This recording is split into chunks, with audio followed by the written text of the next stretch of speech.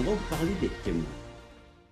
Une bonne liste de témoins. Des témoins qui étaient là devant un condamné à mort. Alors, les autorités de ce temps, les autorités politiques et religieuses, eh bien, ont donné un verdict de culpabilité, donc coupable, et ce condamné devait purger sa peine, c'est-à-dire donc peine de mort, exécution, donc crucifié sur une croix. Le personnage de Jésus.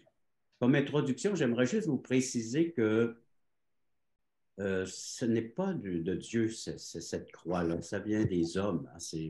Dieu n'aurait jamais inventé une telle horreur. Alors, c'est une horreur humaine, c'est un instrument de torture, c'est une invention. Alors, non seulement la croix exprime la décision de faire mourir, mais elle recherche la mort lente et la mort accompagnée d'une souffrance inconcevable et intolérable. L'objectif de la crucifixion était d'amener une mort certaine en drainant toute l'énergie humaine tout en suscitant le maximum de douleur. La personne était attachée par les extrémités des mains et des pieds, essayant de se garder soulevée pour pouvoir continuer de respirer. Alors, elle devait constamment pousser dans ses plaies pour se maintenir. Et on sait que la flagellation et la couronne d'épines étaient des extras pour augmenter la douleur sur la personne de Jésus.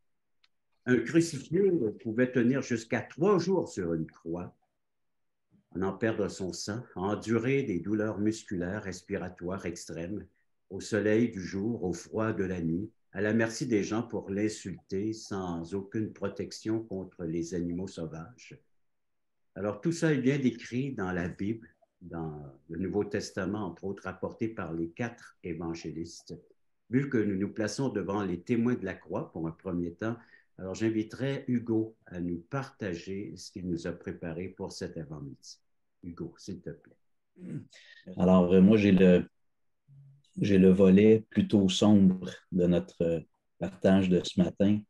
Donc, c'est de voir un peu la laideur du cœur humain. Donc, comme on aime souvent dire, dans la bonne nouvelle, pour commencer, il y a souvent une mauvaise nouvelle. Et ça concerne notre cœur à chacun d'entre nous.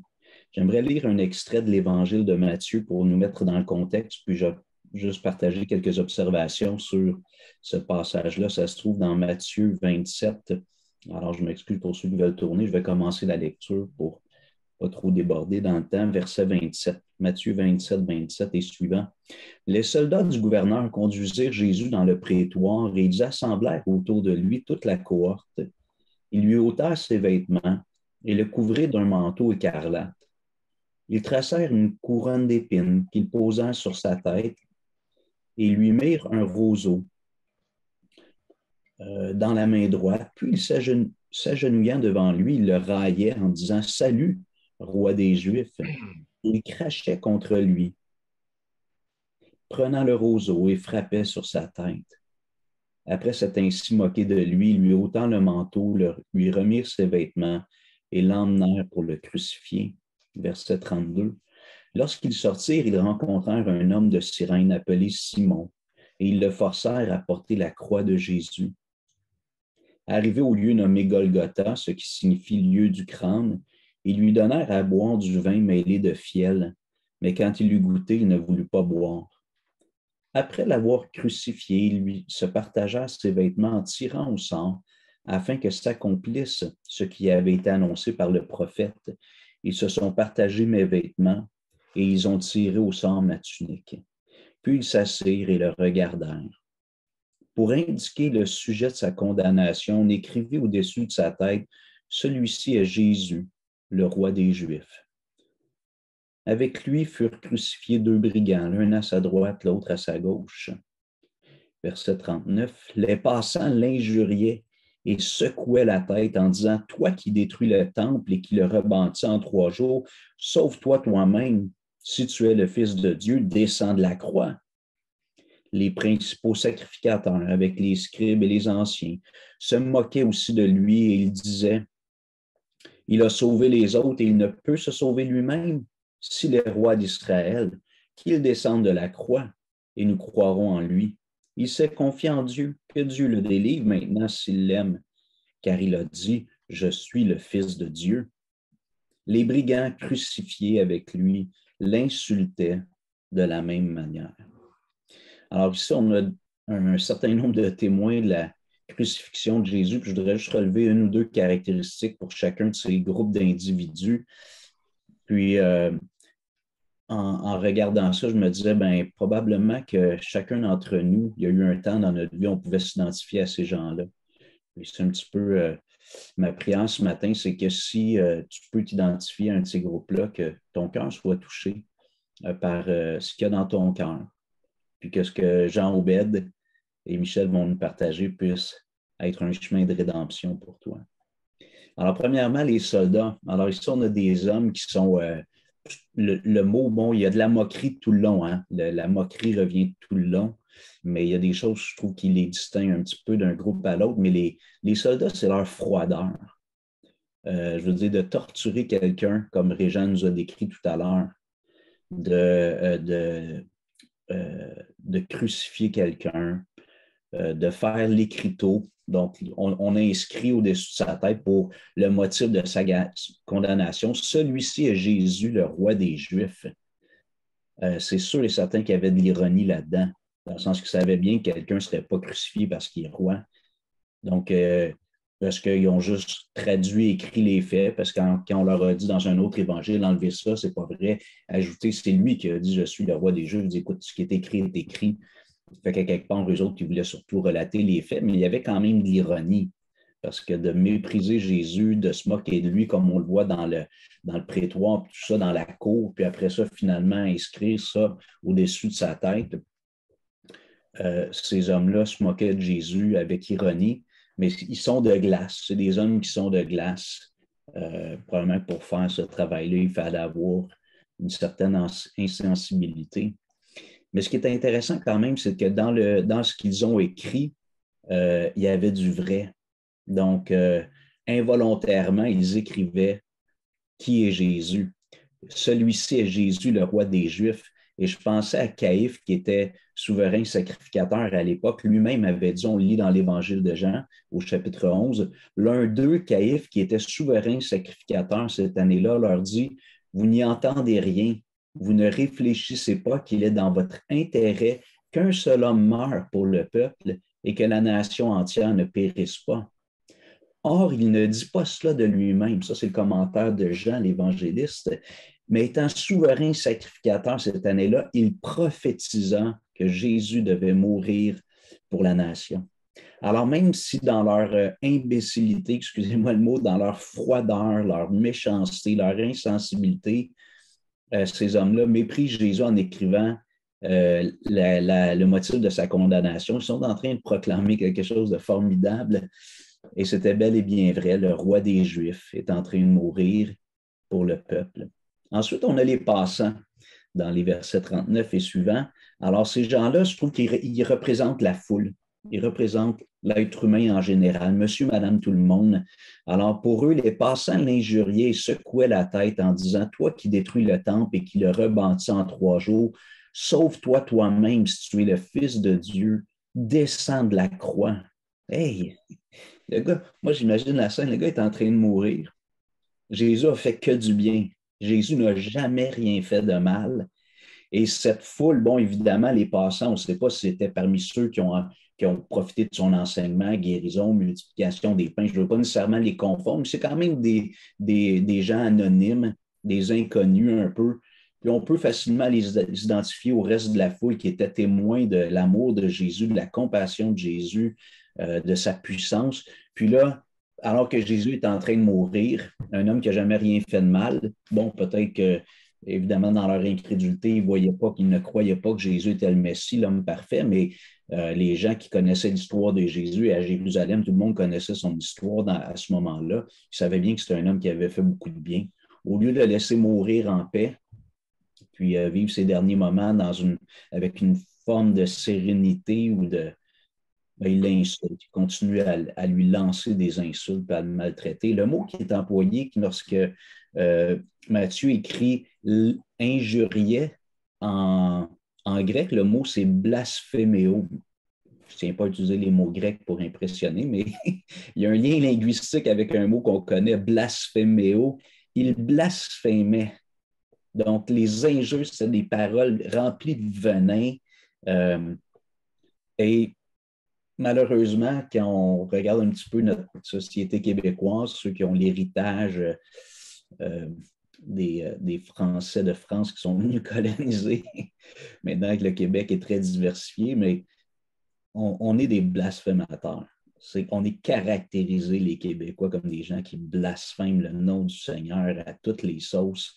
Puis même, je ne sais pas s'il y a ça dans la région où vous habitez, mais la Belle et la Bœuf, des commerces qui font la promotion, qui font des annonces de leur restaurant, puis ils mettent des blasphèmes, comme si ça va être accrocheur pour attirer.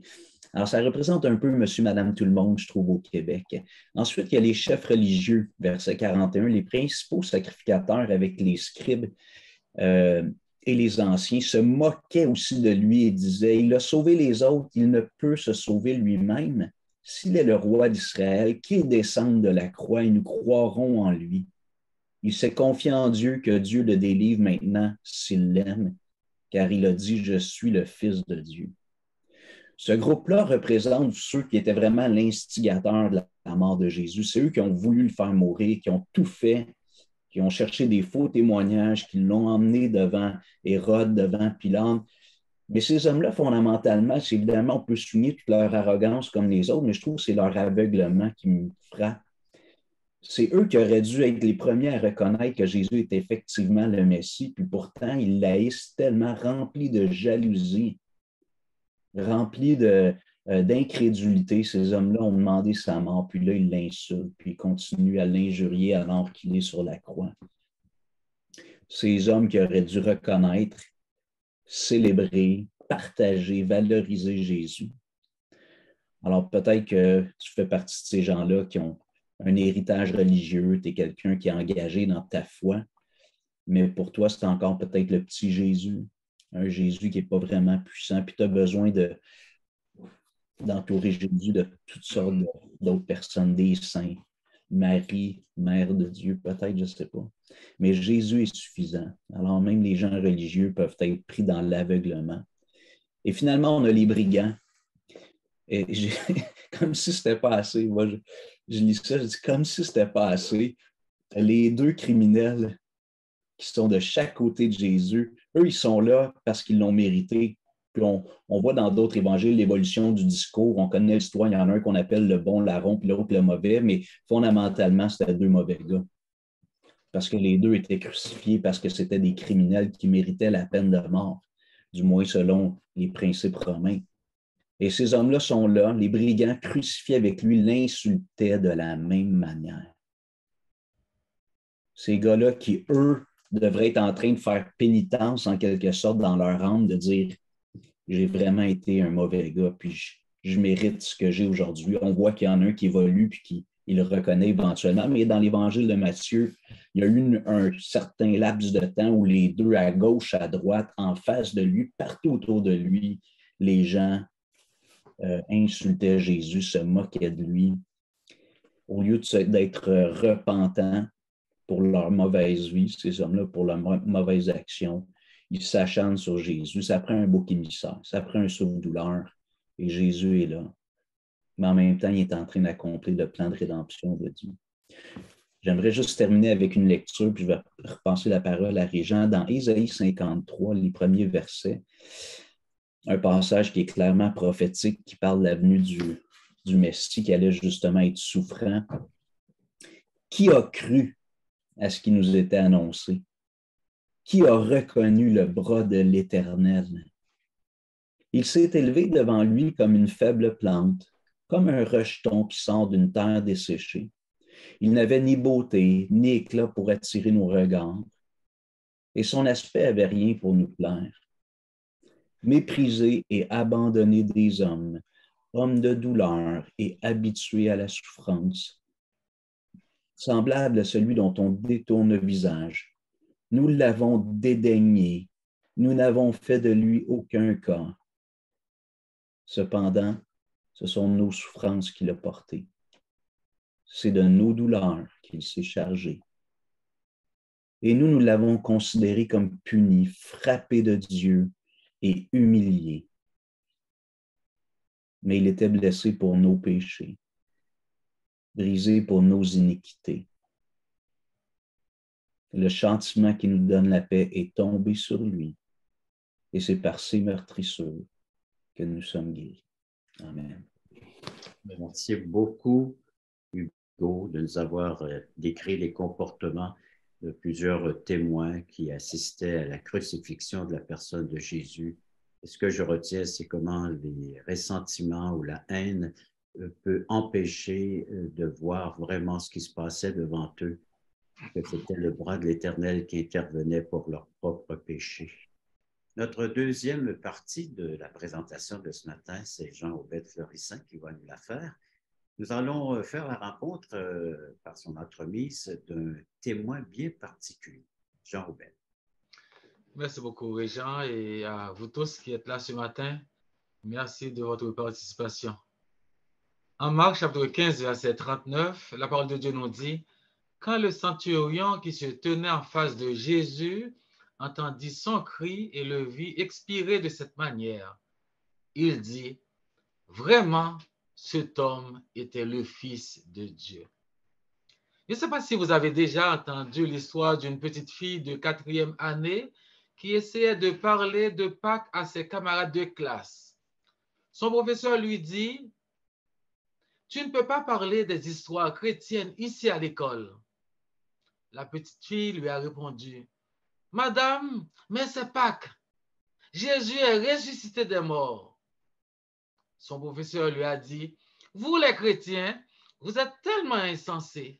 Jésus n'est pas ressuscité des morts. » La petite fille a insisté « Oui, madame, Jésus est ressuscité. » Le prof a répondu « Non, non, les soldats romains ont volé le corps de Jésus. » La fille a répliqué « Non, madame, ils n'ont pas volé le corps de Jésus. » Son professeur lui a dit « Eh bien, tu vas nous le prouver. » Frustrée, elle lui a dit « Madame, je ne peux pas le prouver, mais quand je vais mourir et que j'irai au paradis, je vais demander à des soldats romains s'ils ont volé le corps de Jésus. Et ils vont me dire qu'ils n'ont pas volé son corps. » Le prof lui a dit « Oui, mais si ces soldats ne sont pas au paradis. » Écoutez bien la réponse de la petite fille.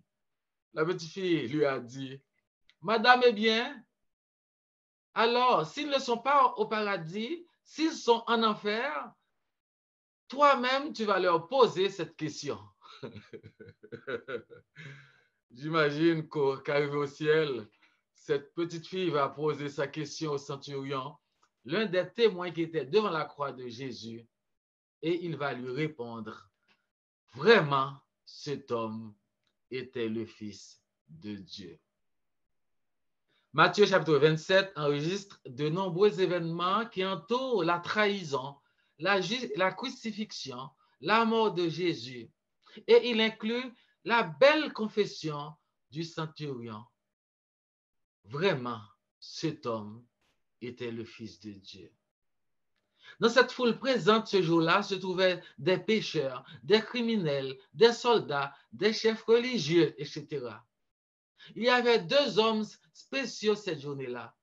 L'un était criminel venu au calvaire pour être mis à mort. L'autre était un centurion romain venu au calvaire ce jour-là pour mettre à mort des hommes.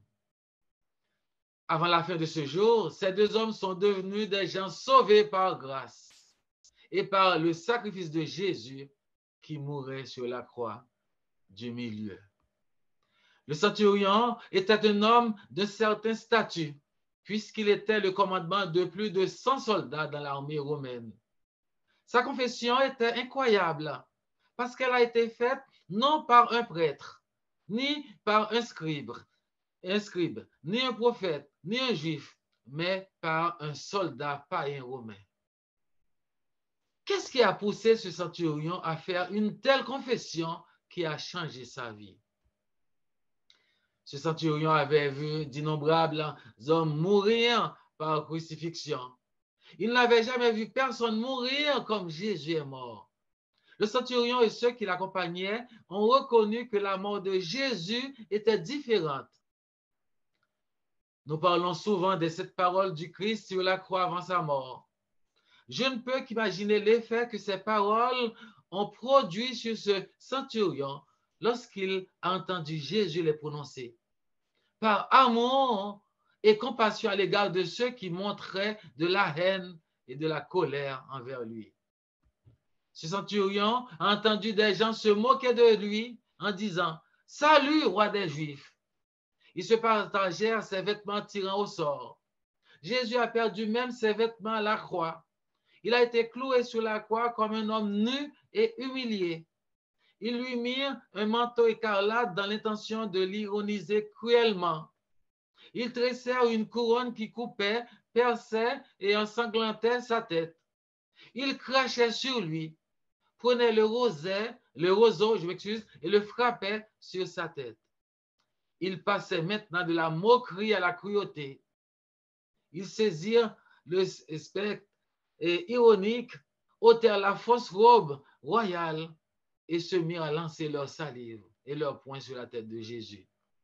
Pourtant, Jésus implorait le pardon de son Père. Luc chapitre 23, verset 34. Père, pardonne-leur, car ils ne savent ce qu'ils font. Le centurion a entendu Jésus promettre le paradis aux brigands repentants qui le maudissaient, l'insultaient et se moquaient de lui. Je te le dis en vérité, aujourd'hui, tu seras avec moi dans le paradis. La conversion du brigand repentant montre que le pire des pécheurs peut être pardonné simplement en se reconnaissant pécheur et en demandant pardon. Le centurion et ceux qui l'avaient accompagné ont réalisé que Jésus devait être le Fils de Dieu, car seul le Fils de Dieu pouvait pardonner les péchés. Il a vu Jésus prendre du temps à l'heure de sa mort pour confier sa mère à Jean. Jean 10, 27. Femme, voilà ton fils. Puis à Jean, voilà ta mère. Et dès ce moment, le disciple l'a pris chez lui. Même dans ces circonstances si douloureuses et si injustes, les dernières paroles de Jésus ont impressionné ce centurion romain, le soldat même chargé d'exécuter sa condamnation à mort. La scène de la crucifixion de Jésus était si frappante que même un centurion romain endurci avoua que cet homme était vraiment le Fils de Dieu. Cet homme avait supervisé la mort de peut-être des centaines d'autres hommes par crucifixion, mais il savait qu'il y avait quelque chose d'absolument unique à propos de Jésus. Où a-t-il pris cette phrase? Jésus n'a pas été accusé d'un crime typique, mais les Juifs l'ont accusé de cette façon. Ils ont dit, il s'est fait fils de Dieu. Jean 12, verset 7. Et le centurion a conclu que Jésus était vraiment le Fils de Dieu. Maintenant, qu'apprenons-nous de tout cela? Deux hommes, le voleur repentant et le centurion confessant, ont commencé par se moquer de Christ sur la croix, comme le reste de la foule. Mais après avoir vu Jésus mourir, ces deux hommes, le voleur repentant et le centurion confessant, crurent en Jésus. Qu'est-ce que je veux dire par là? Deux personnes peuvent entendre le même évangile et l'une peut être convertie tandis que l'autre reste dans l'incrédulité. Alors que nous pensons aujourd'hui aux réponses du centurion ce jour-là au calvaire, nous devons regarder nos propres cœurs et demander quelle est notre réponse à la croix. Combien de fois avez-vous lu cela dans les évangiles? Combien de fois avez-vous entendu l'évangile prêché? Des gens sont venus à Jésus et ont été sauvés. Comment se fait-il que vous restiez perdus? Comment se fait-il que vous ne veniez pas à Jésus afin d'être sauvés? Prendre connaissance des événements sur le chemin du lieu de confession ne nous amène pas à la confession elle-même. Oui, alors que nous étions pécheurs, ennemis de Dieu, Jésus a montré son amour pour nous en donnant sa vie en sacrifice pour payer le prix que méritaient nos péchés. Aujourd'hui, où en êtes-vous face à ce récit? Avez-vous regardé les événements de ce que Christ a fait pour vous? Quelle est votre opinion sur Christ? Ce matin, je veux que vous sachiez que Jésus a donné sa vie pour vous. Il a souffert et est mort d'une mort cruelle sur une croix à votre place, afin que vous puissiez connaître Dieu et avoir une relation avec lui. Comme ce centurion romain, confessons que Jésus est vraiment le Fils de Dieu. Merci, Jean-Obed. Alors, comme le centurion a reconnu qu'il avait une part de responsabilité de façon beaucoup plus concrète que la nôtre aujourd'hui, parce qu'il est en train de crucifier ou assister à la crucifixion du Christ. Mais Jean-Obed nous a mentionné également que nous avons notre part en tant que pécheurs. Si nous reconnaissons que nous sommes un pécheur, Christ a porté notre péché. Donc, là aussi, il y a une part de responsabilité. Qu'allons-nous faire de ce Jésus qui est mort à la croix pour mes péchés, pour vos péchés? Une personne qui a reconnu justement cette responsabilité. J'ai le plaisir de vous présenter Mme Christiane Gingras et elle va nous partager son témoignage. Bien, moi, je viens de Québec, puis je peux dire que j'ai eu une enfance heureuse. Mes parents, avec mes deux sœurs, on était très proches. Mais plus j'avançais dans mon adolescence, plus que je m'enfonçais dans la tristesse et le désespoir. Je me trouvais laide en dedans, puis à l'extérieur. Je ne voyais pas où ce que je m'en allais dans la vie, puis je me sentais pas bien. Je me sentais vide. Je croyais en Dieu. J'allais à l'église catholique toutes les fins de semaine ou presque avec mes parents. Même des fois, j'y allais tout seul. Fait que j'avais l'impression que c'était à Dieu que je devais m'accrocher, mais je ne savais pas comment. J'étais convaincue que j'étais pécheur, même si personne ne me l'avait expliqué. Je n'aurais pas dit ce mot-là non plus, mais j'étais convaincue que je péchais. Je savais qu'il fallait qu'il se passe quelque chose pour que je puisse être en paix avec Dieu, mais je ne savais pas quoi. Mais Dieu m'amenait tranquillement à la compréhension de son salut. C'est pour ça qu'à 16 ans, quand un homme est entré dans notre vie, dans notre famille, il s'est mis à nous parler du besoin d'être reconnecté avec Dieu, que là, je me suis dit, enfin, j'ai trouvé, tu sais.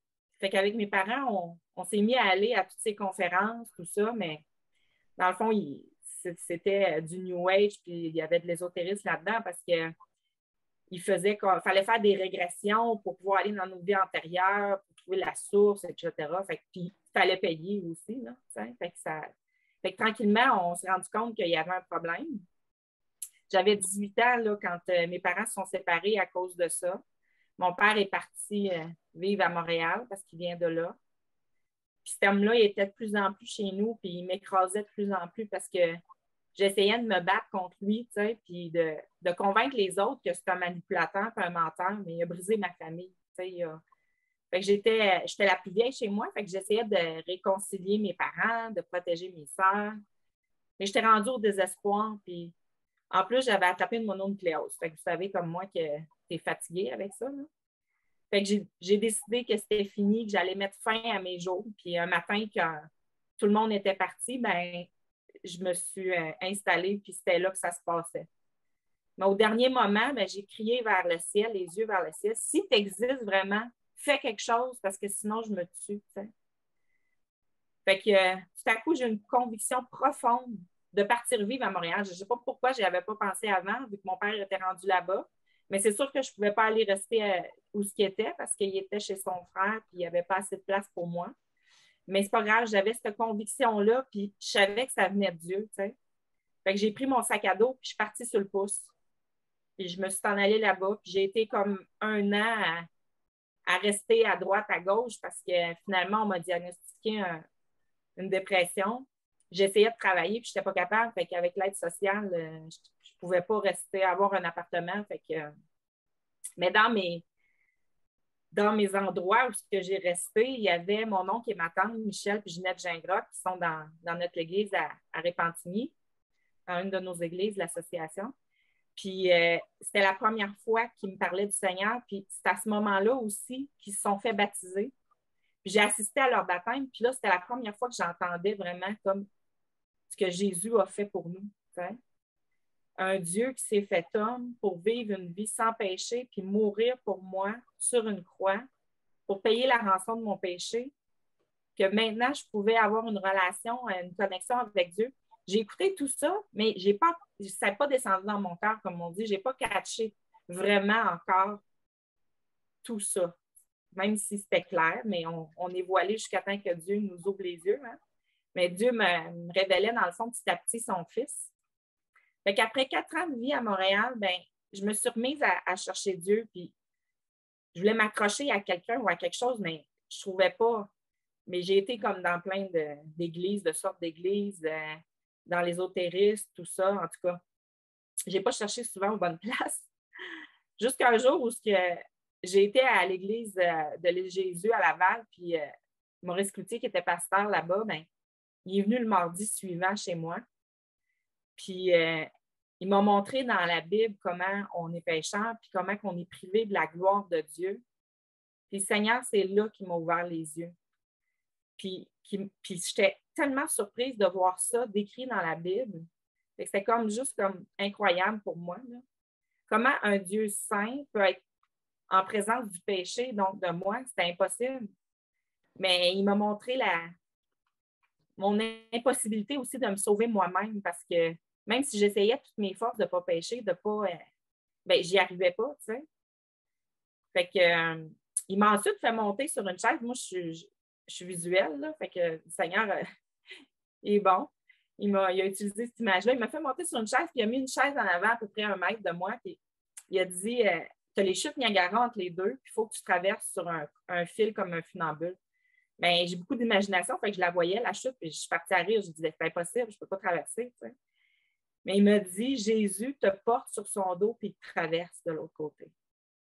Et là, ça a été comme un déclic. Là. J'ai enfin compris que Jésus était mort à la croix pour moi. Puis que toute ma vie, j'avais cherché quelque chose ou quelqu'un qui pourrait me délivrer de cette douleur-là que j'avais dans ma vie. Mais tout ce qu'il m'avait dit sur la grâce de Dieu, son amour pour moi, mon état de pécheur, mais surtout que le Seigneur avait payé le prix à la croix pour me délivrer de la mort, rétablir ma relation avec Dieu. Je pouvais maintenant grimper sur son dos puis vivre avec lui puis en lui pour toujours. Ben, je suis littéralement tombée à genoux puis je pleurais, là. Mais c'était des larmes de joie. Là. Puis c'est à partir de ce moment-là que je me suis tournée vers Jésus puis qu'il m'a sauvée. Il m'a délivrée des ténèbres puis je n'ai plus jamais été la même à partir de ce moment-là. La joie dans mon cœur est tellement grande. Moi, avant, j'étais une personne réservée, timide, là, tu sais, puis qui est toujours dans son petit coin. Mais là, ceux qui me connaissent, ils savent que c'est plus du tout moi. Là. La plupart du temps, je suis plus une qui m'appelle, une de mes amies, une fontaine. Là. Fait que je dis merci au Seigneur de m'avoir transformée, d'avoir changé ma vie puis de m'avoir sauvée. Puis je peux compter sur lui puis il ne va jamais me décevoir.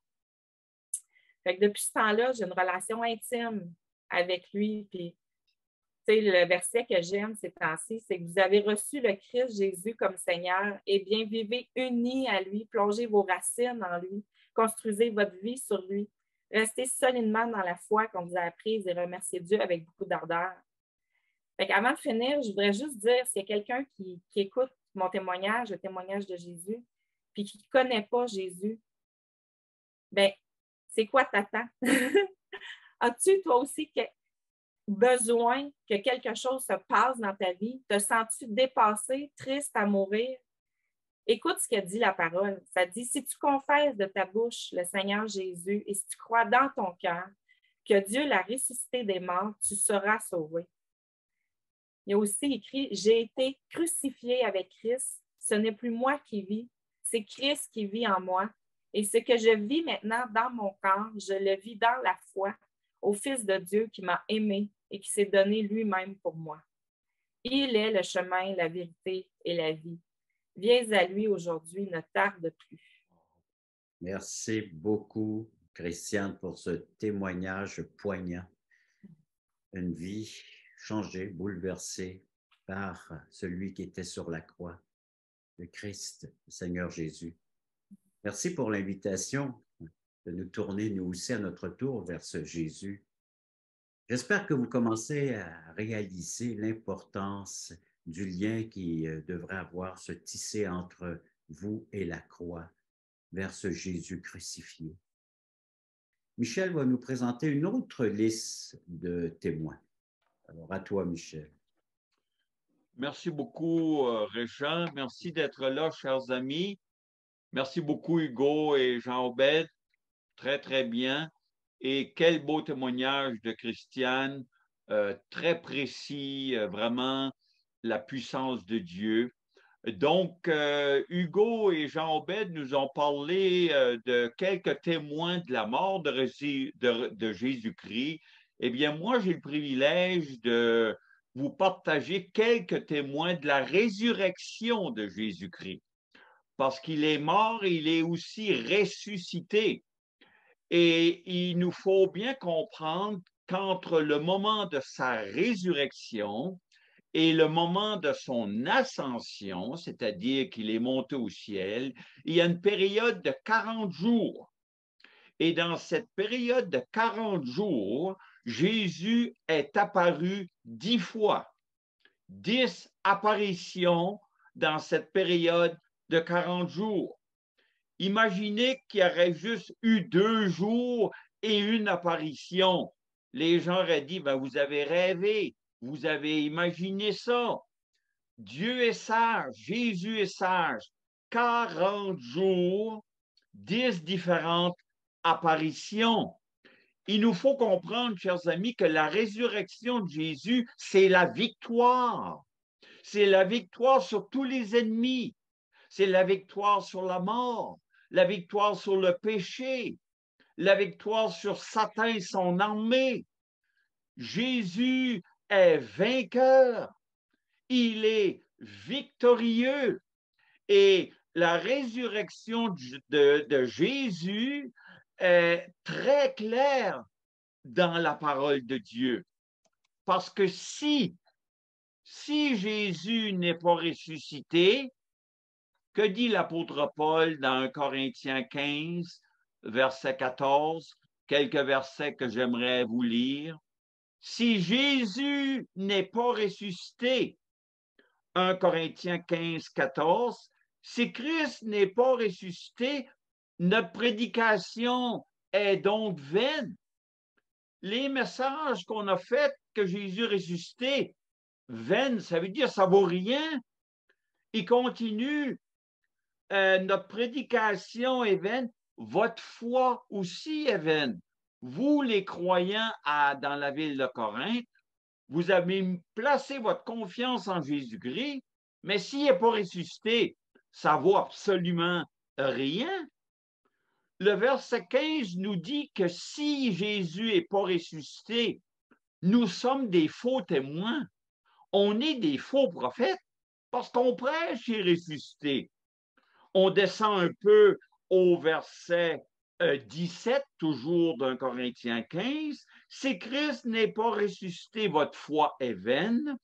Vous êtes encore dans vos péchés. Si Jésus n'est pas ressuscité, même si vous avez cru en lui, vous êtes encore dans vos péchés. Et le verset 18 nous dira, ceux qui sont morts en Jésus-Christ, mais ils sont encore perdus. Donc, si Jésus n'est pas ressuscité, il n'y a pas de salut, il n'y a pas de ciel, il n'y a pas le pardon de nos péchés. Personne ne peut être sauvé. Mais le verset 20 dans Corinthiens 15 dit, mais maintenant, Christ est ressuscité. Il est ressuscité. Il nous faut aussi comprendre que dans 1 Corinthiens 15, un assez long chapitre, 58 versets, que l'Esprit va utiliser Paul pour prouver la résurrection de Jésus, il nous faut comprendre que Corinthe, c'est une ville grecque et les Grecs ne croyaient pas à la résurrection. Il y avait des philosophes grecs qui niaient la résurrection, qui n'y croyaient pas du tout. Et peut-être que ça a influencé certains croyants en Jésus, de telle sorte que peut-être certains avaient des doutes. Et dans 1 Corinthiens 15, l'apôtre Paul, rempli du Saint-Esprit, va nous donner des preuves solides, des preuves certaines que Jésus est ressuscité. Paul veut rassurer les croyants. Et il y a plusieurs preuves. Mais je m'arrêterai un peu aux témoins oculaires. 1 Corinthiens 15, verset 5. Et il est apparu à Céphas, à Pierre. On sait que Pierre avait renié Jésus 3 fois. Il avait pleuré amèrement. Mais nous devons comprendre que Pierre et les apôtres n'avaient jamais compris que Jésus allait ressusciter. Pour eux, c'était la fin. Et Pierre pouvait peut-être se dire dans son cœur, j'ai fait faillite et je devrais vivre le restant de ma vie dans ce remords, dans cette tristesse. J'ai agi comme un orgueilleux. Jésus avait dit à Pierre, tu vas me renier 3 fois. Et Pierre a dit, non, non, non, non, je vais jamais te renier. Ben, ça, c'est l'orgueil. L'orgueil qui finalement l'a amené à la faillite. Mais une des 10 apparitions, Jésus apparaît à Pierre toute seule. On n'a pas vraiment leur entretien, mais je présume qu'il a dit à Pierre, je te pardonne et tu resteras dans mon équipe. Tu resteras un de mes disciples. Et lorsqu'on lit les 12 premiers chapitres des Actes des Apôtres, on voit l'apôtre Pierre. Il prêche au moins 5 sermons et dans chacun de ces sermons, la résurrection du Christ. La résurrection du Christ. Et Dieu a même permis que Pierre écrive 2 livres dans le Nouveau Testament, 1 et 2 Pierre. L'impact de la résurrection est venu transformer, libérer, ranimer Pierre. Je peux vivre maintenant le restant de ma vie en paix parce que Jésus, dans sa grâce, il m'est apparu pour me dire, je te pardonne et tu resteras dans mon équipe. Toujours au verset 5, on parle aussi qu'il est apparu aux 12 apôtres. Mais les 12 apôtres, nous le savons, Matthieu 26, 56, ça nous dit que les disciples l'abandonnèrent et prirent la fuite. Eux aussi n'avaient pas compris que Jésus allait ressusciter. Ils ont agi comme des peureux. Ils ont pris la fuite. Ils ont abandonné Jésus. Et ils ont sûrement été troublés.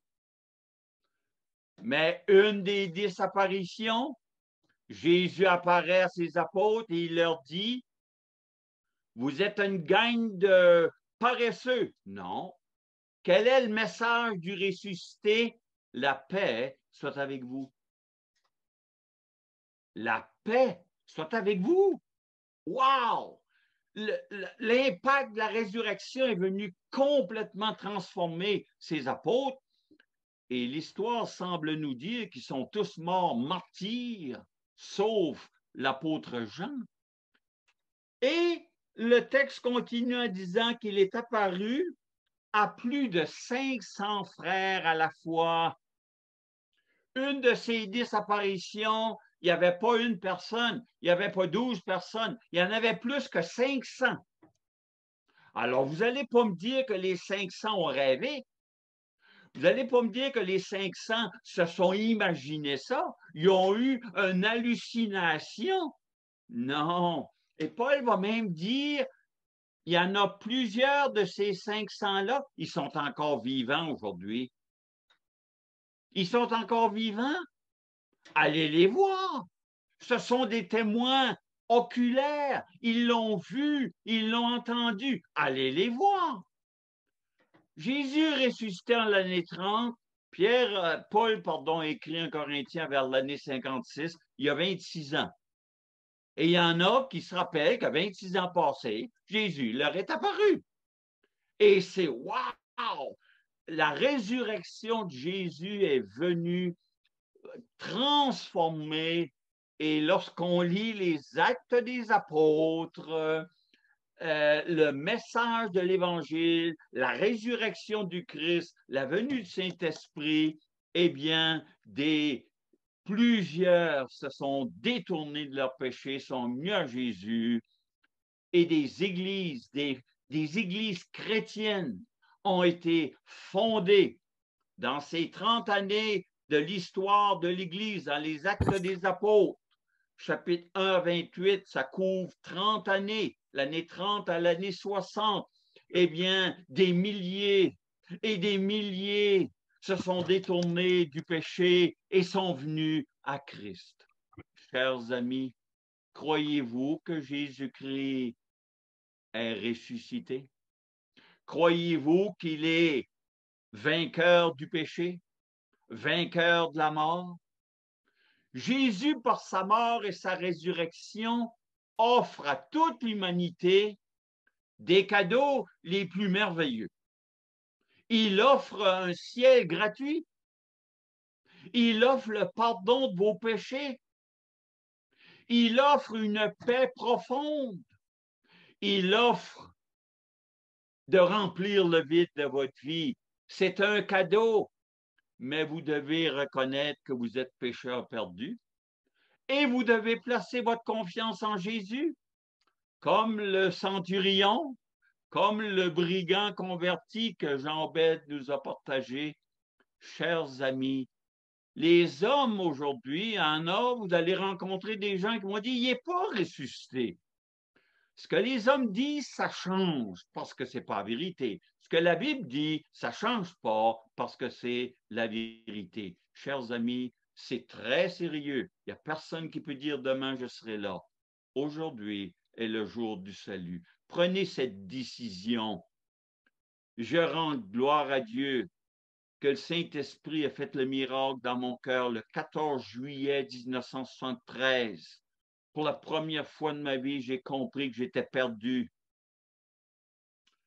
Et j'ai placé ma confiance en Jésus-Christ. Et je ne l'ai jamais regretté. Les êtres humains peuvent nous désappointer, mais pas Jésus. Venez à lui. Joyeuse Pâques, chers amis, et que cette période de Pâques vienne ranimer, transformer votre vie comme Pierre, les apôtres et les 500 frères et plus. Merci beaucoup, Michel. Est-ce que vous réalisez l'impact que la résurrection de Jésus-Christ peut avoir sur votre vie, sur votre péché, sur la mort et sur votre éternité? Vous venez d'entendre l'enseignement ou la proclamation de l'Évangile par nos amis, nous parlant des témoins oculaires, des témoins qui ont assisté à la crucifixion. Il y en avait qui se tenaient loin, d'autres qui se tenaient près de cette croix. Leur comportement. Certains avaient un cœur qui était là, qui décrivait par leurs paroles qui sortaient de leur bouche leur péché, leur méchanceté face au Seigneur Jésus-Christ.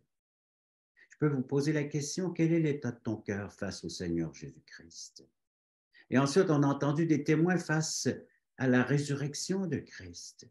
Et comment cette résurrection peut réaliser des miracles dans la vie de ceux et de celles qui y placent une entière confiance, qui placent la foi dans le ressuscité. Vous voulez vous aussi devenir des témoins? Les témoins vous ont partagé leur foi aujourd'hui. Vous pouvez devenir un témoin de Jésus-Christ en réalisant votre besoin de celui qui a donné sa vie pour vous à la croix, de celui qui est venu vous réconcilier avec un Dieu saint, un Dieu juste, juste à lui confesser et dire « Je suis un pécheur, j'ai besoin de ce salut, j'ai besoin de ton œuvre. Viens l'accomplir dans mon cœur. Et à nous tous qui l'avons reçu, que nous puissions vivre pleinement de cette vie du Christ ressuscité en nous par l'Esprit Saint. D'être des témoins efficaces, des témoins puissants, non par nos propres forces, mais par la puissance de l'Esprit qui habite en nous. C'est le Seigneur lui-même qui a dit à ses disciples, restez là pour un temps, le temps que je vous envoie l'Esprit, et vous deviendrez mes témoins jusqu'aux extrémités de la terre. Et c'est ce qui se passe présentement dans le cadre de cette émission Crois-tu, de cette présentation spéciale de Pâques. Remerciez-le pour son don d'amour, son don de la vie éternelle, d'une place non méritée, mais par son œuvre accomplie à la croix, une place au ciel pour l'éternité auprès de Dieu, un Dieu juste et saint. Remerciez-le. Alors oui, non seulement dans la journée de Pâques, mais tout au long de votre vie, de votre existence et de votre éternité, de le louer et l'adorer pour les bienfaits qu'il vous accorde aujourd'hui, reçus par la foi en Jésus-Christ. Le peuple de Dieu dit Amen. Amen. Amen. Merci à vous tous. Joyeuse Pâques.